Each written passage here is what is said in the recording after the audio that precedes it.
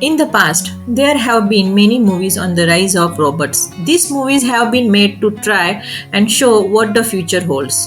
With the rise of artificial intelligence, we are much closer to knowing what the future, what the world will look like in the future. Generative AI is the artificial intelligence that can be generate new content rather than simply analyzing or acting on existing data. Perhaps in the past few months, you have heard more and more about OpenAI and their new product, ChatGPT. It's been trending on Twitter and has lots of response over a million users in just 5 days, which is itself is a mind-blowing having launched on the 30th of November 2022.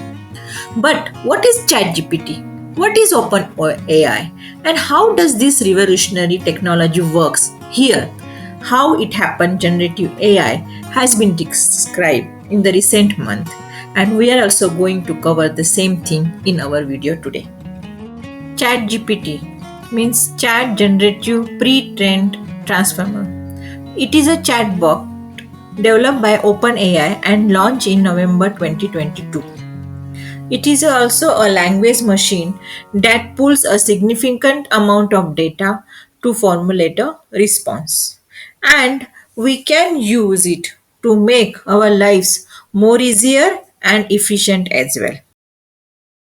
As I said, ChatGPT is used to make our life more easier and efficient. So let's see why the people are using ChatGPT.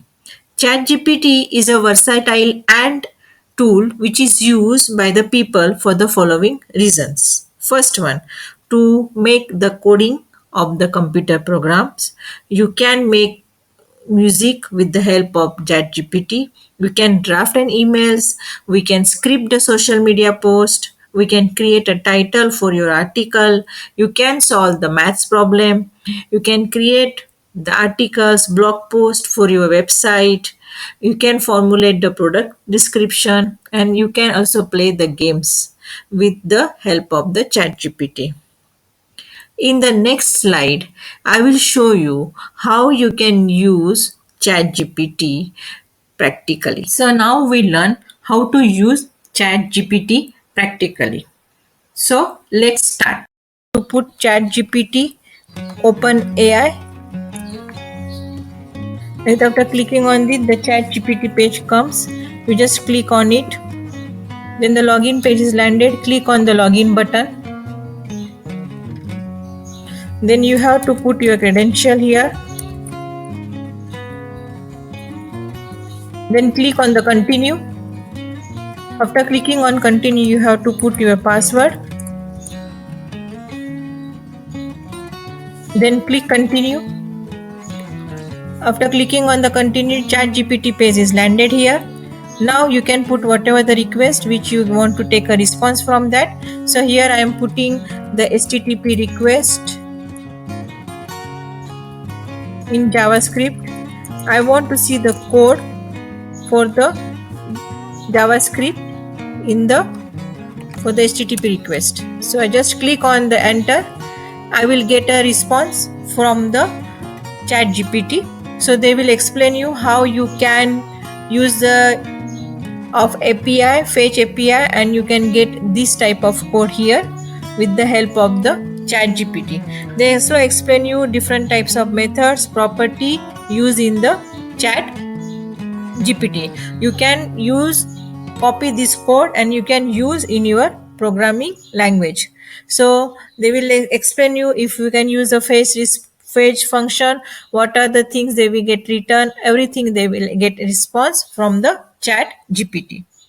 As I told you, ChatGPT is just a text processing tool. You cannot get an image from the ChatGPT. So if I type here, show me the image of, you can say, Indian Prime Minister Narendra Modi, and if I click on the enter, did I get a response? Let's see.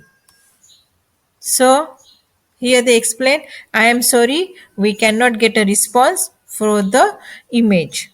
So for that you need to go to the Google and you can search on it. But if I want to see the any code in the C sharp, for example, write code to find odd number in C sharp, and if I click on the enter, I get a code to find the odd number in the C sharp.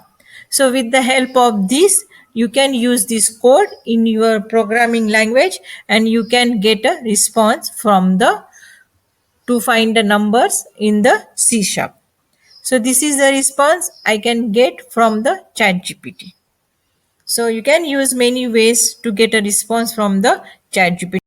Till now, we have seen how to use ChatGPT and uses of ChatGPT to make our life more easier and efficient. But there are some limitations which offers by the ChatGPT.